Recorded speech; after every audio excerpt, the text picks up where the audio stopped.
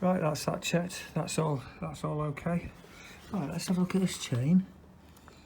So I've got on here, it's a bit dirty, so let's give it a bit of a clean.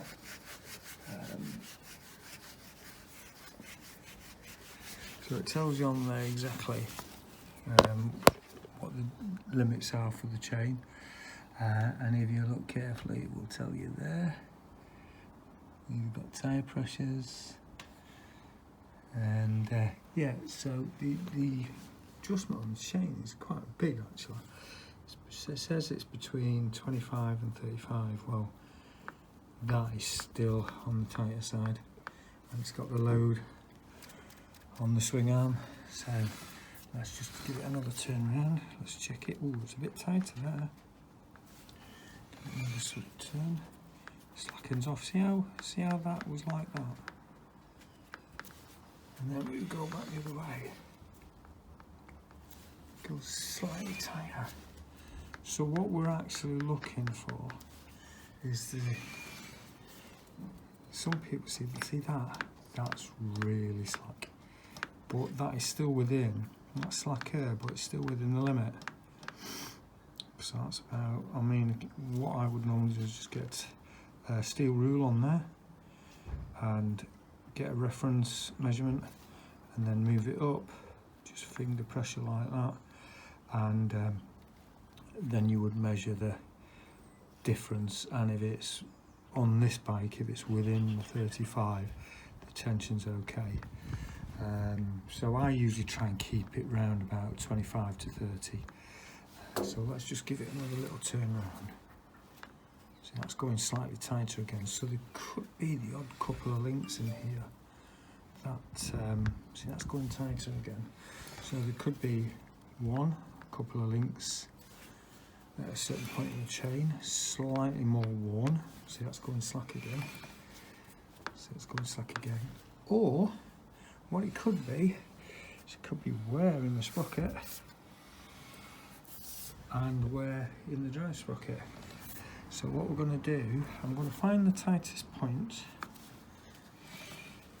and one of the ways of checking, I'll show you in a minute, is to see if there's wear in the chain links. Now, the way I used to do chain links years ago in my own profession, you actually have a chain stretch gauge, and you would put it on, it'd be over a certain measurement, and then you know the size of the chain, and it would tell you if it was within tolerance to stretch, because they are allowed to stretch, but it's whether they're in tolerance or not. So that's a bit tighter there. Yeah, and the other one is that I think in the Bandit manual it shows you a distance between two, I think it's 20 links or something like that, and you measure that distance because you know what the measurement of the chain is. So, and then you'll get another measurement and it'll be bigger than the original from a new chain, and then you work out what the percentage difference is, and you check that on different parts of the chain. So let's go and check this bit here. So one of the things you can do, as this is now on the sprocket, if you grab the chain, I mean, this is not a how-to video, this is telling you how I've been doing it for years and what I was sort of learned over the years. So you grab the chain link like that and you pull it, try and pull it. Now I'm pulling that and that ain't fucking going anywhere. There's a slight bit of movement, but there's a slight bit of movement. It's really hard to tell, but there is a slight bit of movement, but there's fuck all. But this is on the tight part of the chain. So what we'll do, we'll move it round till the chain gets a bit slacker.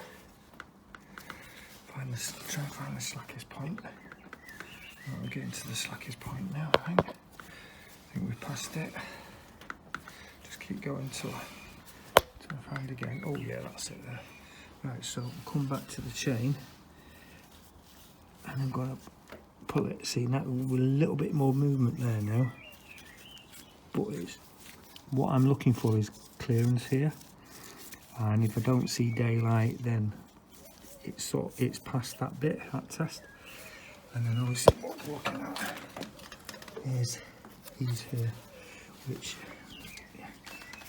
the teeth on the sprocket. So we get a torch in there. I don't know if you can see it there. So we're looking at, it's really difficult now. I'm looking at that sprocket now, and I'm thinking there's wear on that sprocket. But I'm saying that that wear is not bad at all. There is definitely wear on it, but it's not bad. I think this is going to need new sprocket. So this is got, if this is wearing now, the main drive one in there will be, but we're going to inspect that anyway. The MOT guy usually might have a look down, right down there, and see if we can see anything and see the sprocket. But at the end of the day, you can't see the wear on that sprocket normally. You might be able to see it if he looks in there, but we'll take this cover off and we'll give it a nosy. Yeah, so at the moment it looks like I'm going to have to invest in the sprocket set, and obviously if you're going to change the sprockets, you're going to change the chain as well.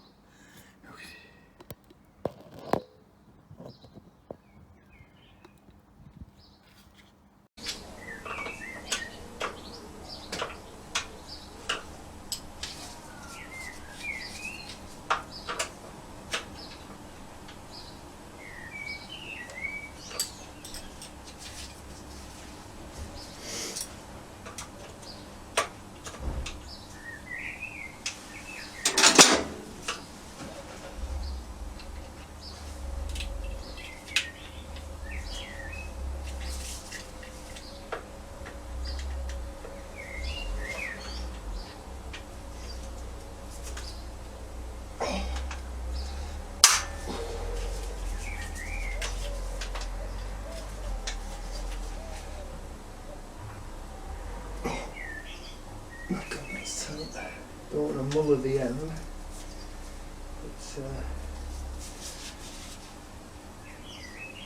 oh, it's cracked.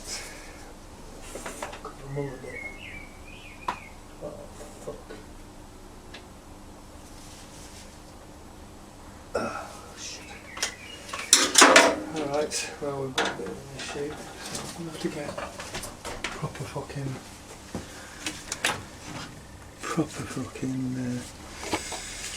ones, because they're like ball ones and they have a habit of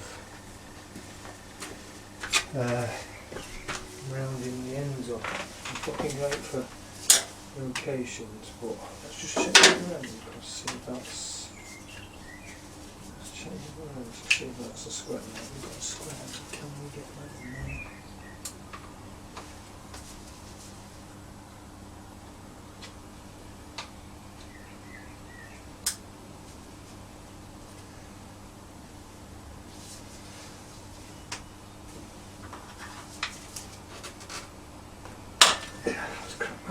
Lovely.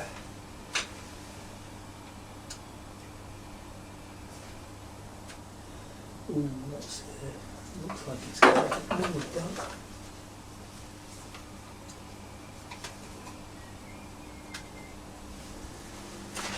Just give it a little tappity tap.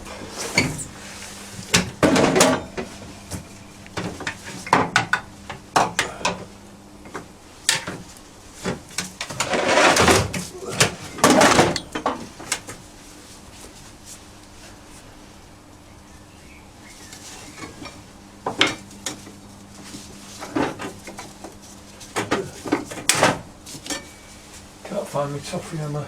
Anyway, let's just give it a little. Make sure it's well seated in there. Yeah, that's fine.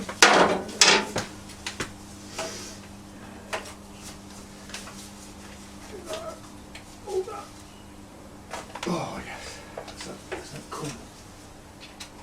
Oh yes. Was the Churchill that? Oh yes. Right, okay, I've slackened these screws off because they were a bit, two of them were quite notchy nose. So obviously I wanted two pairs of hands, and so I didn't muller the ends of the screws. So we can take this off now. I hate doing things like that. It's fucking horrible, isn't it? I suppose that's the way it goes. So that's that one. Let's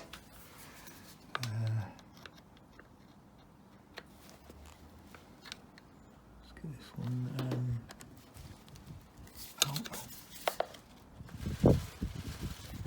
Yeah, not a lover of the the ends, they spend time. The trouble is when you're trying to open a tight screw with a ball end joint on, these are usually for like getting in awkward places. It's ideally always to use the hardened, the more squared off ends, and if you get rounded edges on the end of that, on the very ends, what you can do is just get a grinder on it and just flatten it off so it's nice and square, and just deburr it so it's a nice solid little cut straight in. And sometimes if these screws get lots of shit in them, give them a good clean out first. I didn't do that because when I looked in, they didn't look like they were packed with any shit. So which probably just means that it gets cleaned on a regular basis. Well, not that clean on a regular basis. Anyway, let's just... Right, I might need 2 hands for this. Yep, gonna need 2 hands, just one. And so we're gonna get my torch out wherever I put that. And bang the light on. Have a shine in there. So I'm having a look at the sprocket. You can see the sprocket there. Ideally you need to take all this shit off here. All this crap off here to have a proper look at the sprocket. But you can, there's a bit of shit in there. There's a bit of shit on the clutch. This is the clutch slave cylinder. Clutch and hydraulic clutch. So I'm just having a look down. You won't be able to see much there. I'm just having a look down to see if I should be able to see the end of the sprocket, which you can do. And yes, there's wear on that as well. Not as bad as I thought it would be. Still quite thick. Still quite a thick. You know, it's not pointy or like a fucking Chinese martial arts star. Nowhere near it. So a lot of that can be down to how you ride a bike. If you're always going from 0 to 0 in at 0 to warp speed every time you go on a motorbike, you're going to trash your chain and your sprockets a lot quicker. And also, I don't use these dry chain lubes or these spray lubes or anything. I use what it says in the book, and that's what I've used for donkey's years, and it's always served me well. Can be a bit messy, but that's usually if you put too much on, and it's basically gear oil. 75-90 EP grade standard gear oil, even some cheap high-powered gear oil, anything like that. But also on this, I've also got an oiler, and there's a little oiler on there. I've got a funny feeling that's failed, so I did top it up. There was oil sort of round here, but when I checked, the pipe had come off. So I know you can get a new tube and a new pump, but I've got to prove the pump's still working. If the pump's still working, I know the controllers it seems to be working, but I need to prove that it pumps oil out. And it has it's an electronic one. This is called the PD oiler. I quite like them because when I bought this, the only other oiler was a Scott oiler, and that was a vacuum operated one, and I didn't like the idea of tapping into vacuum fucking pipes and everything. Just, you know, it just adds another layer of unreliability. So I never bought them one, and they were dearer. Well, they were at the time. I think they're cheaper now, but Scott oiler have gone to electronic pumps now, so it's all electric, same as the PD oiler. It's far better. Yeah, but I actually have another PD oiler, which is hopefully going to go on my 800RE eventually. So yeah, so I'm quite happy with that. I'll just give this a spin round off camera and just have another close look at this sprocket, and if I'm happy we'll put the cover back on.